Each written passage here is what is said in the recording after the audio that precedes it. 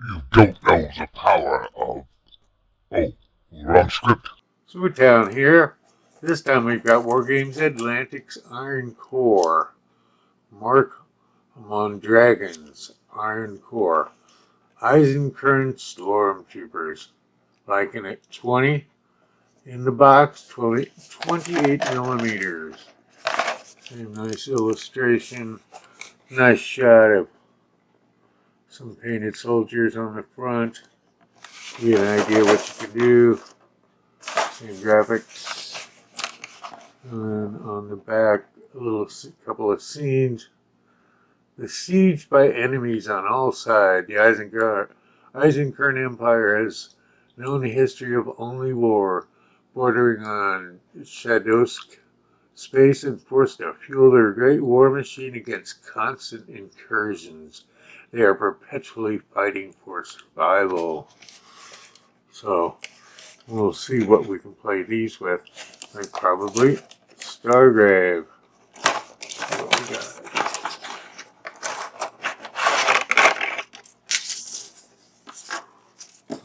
No bases. And plenty of parts. Look at how dense that is. Alright. 4 frames the same. Okay. Let's take a look what's on the sprue. Like, subscribe, and click that bell. So let's take a look at our sprue here. We've the Iron Core Eisenkern Stormtroopers from Wargames Atlantic. It's a nice kit. It's good hard plastic as usual. You've got shoulder pads reminiscent of some other figures.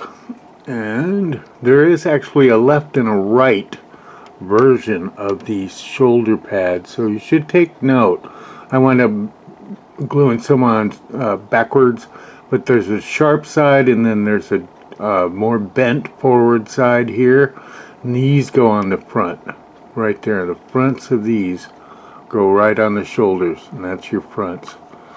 I learned the hard way, save a couple dollars, whatever, pain in the butt, getting them unglued. And this is nice. Here's a little grenade, which Wargames Atlantic makes the World War I Germans, which are kind of, could be swappable. I'm not sure about the heads again, but they have slightly larger potato masher grenades. That might be working out better if you got some bits. And here's the guys with the caps, very German-like field caps, very nice. We're getting into our masked stormtrooper. And so we're getting into our masked stormtrooper, and their heads are pretty nice. They're attached sideways, but you can see the fronts this way. And so they do match really nice, and it gives you that real good Star Wars-y, space Nazi kind of thing going on. Here's your carbines, the most common weapon. To give you this, I think it's either a laser or something like that, whatever you want it to be, I suppose. Here's grenades. These are nice. More grenade. So the weapons are really cool looking. Take a look. They're detailed, actually. I'll give you another shot at the faces.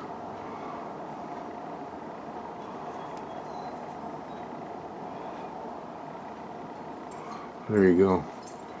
And there's a couple more. There's your Commandant's head.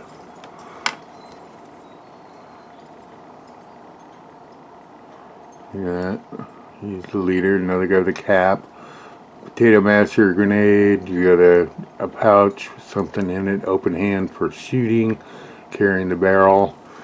Let's turn this back the same direction we were moving. And there's those laser kind of guns.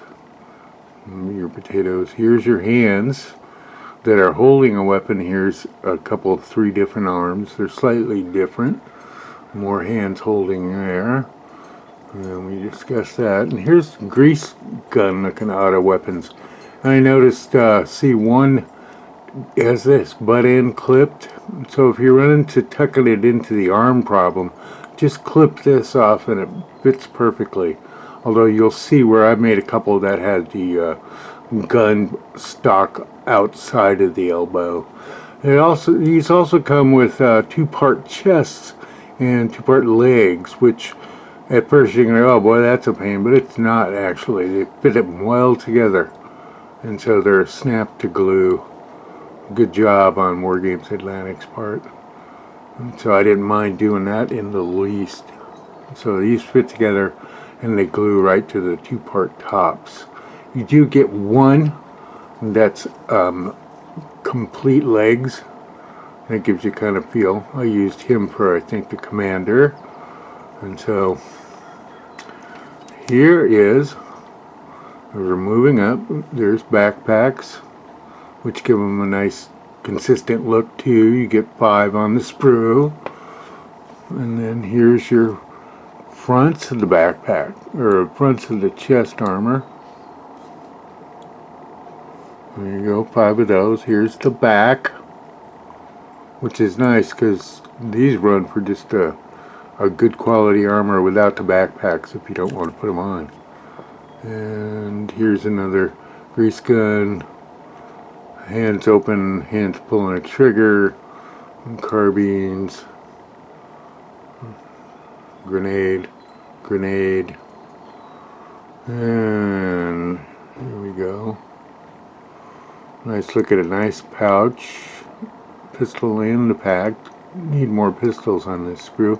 Some auto grease gun ammo, another pouch, laser gun of some sort. Looks like it's got some kind of firing one rocket.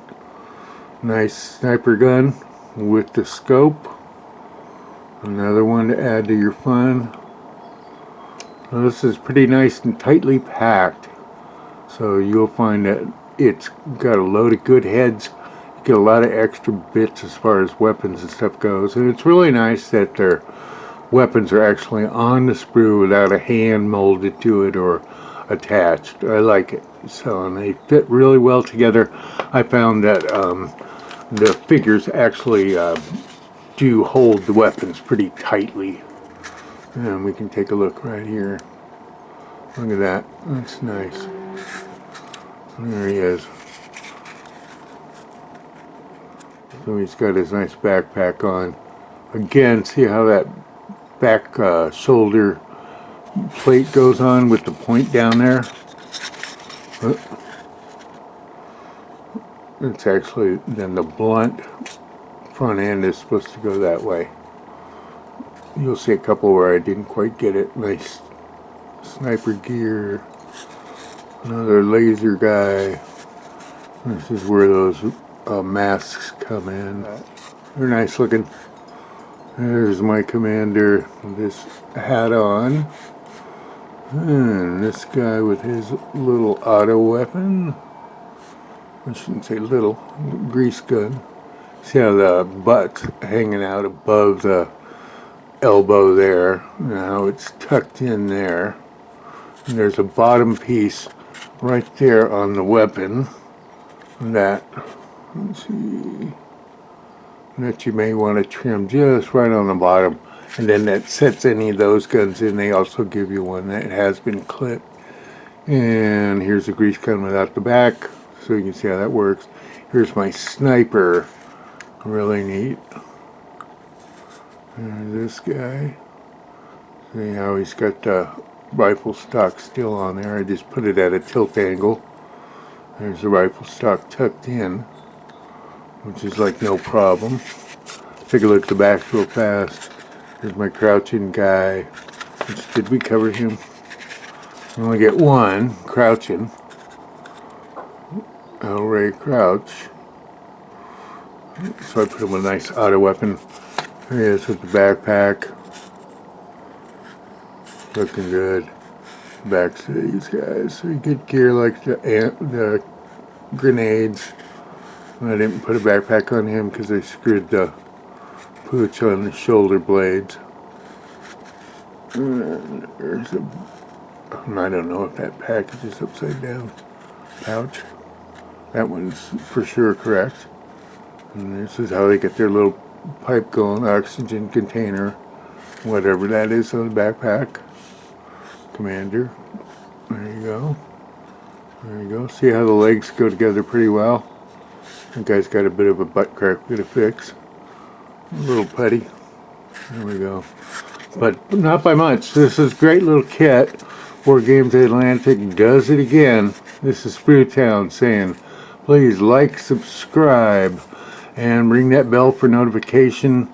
Thanks you guys for being here. Thanks for watching, and I will see you again.